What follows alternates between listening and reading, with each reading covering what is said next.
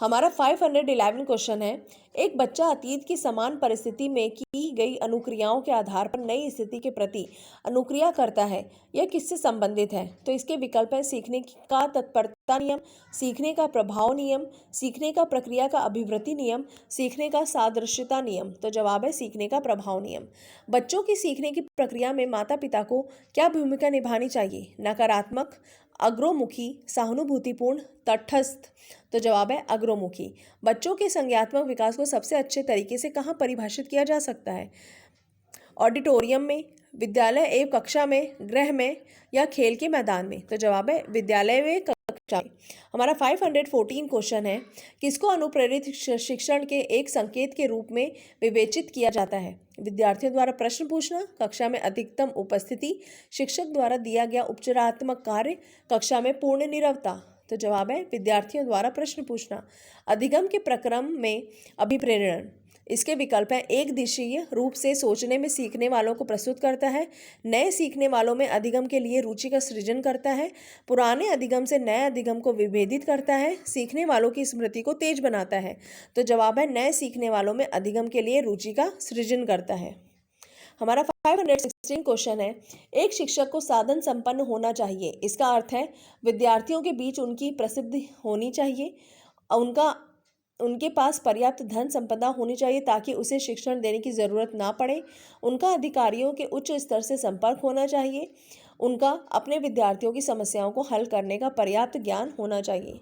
तो हमारा जवाब है उनका अपने विद्यार्थियों की समस्याओं को हल करने का पर्याप्त ज्ञान होना चाहिए। अधिगम से संबंधित किसी विद्यार्थी की समस्याओं का सबसे अच्छा उपचार है? तो इसके विकल्प है ग्रंथालय में निरक्षर अध्ययन, निदानात्मक शिक्षण, कठोर परिश्रम का सुझाव, निजी शिक्षण का सुझाव। तो जवाब है निदानात्मक शिक्षण। एक शिक्षक विद्यार्थी को अनुप्रेरित कर सकता है उदाहरण देकर, पुरस्कार देकर, कक्षा में भाषण देकर, सही मार्गदर्शन कराकर। तो जवाब है पुरस्कार देकर। हमारा 519 क्वेश्चन है, आपके विचार में शिक्षण क्या है? एक कला, एक कौशल, एक तपस्या या फिर एक क्रिया मात्र? तो जवाब है एक कौशल। विद्यार्थियों में श्रम की स्फूर्ति का विकास करने के लिए विद्यार्थियों को श्रम करने वाले लोगों का उदाहरण देना पड़ेगा। शिक्षक अपने ही श्रम प्रवृत्ति दिखाएगा। शिक्षक श्रम के महत्व पर व्याख्यान करेगा। समय समय पर विद्यार्थियों को श्रम करने का अवसर देना पड़ेगा। तो जवाब है समय समय पर विद्यार्थियों को श्रम करने का अवसर देना पड़ेगा। हमारा 521 क्वेश्चन है, आपको शिक्षक दिवस पर कुछ विद्यार्थियों ने एक बधाई पत्र भेजा है, आप क्या करेंगे? तो इसके विकल्प है कुछ नहीं करेंगे, उन्हें धन्यवाद देंगे, उन्हें बदले में शुभकामनाएं देंगे, उन्हें पैसों की बर्बादी नहीं करने के लिए बोलेंगे। तो जवाब है उन्हें धन्यवाद देंगे।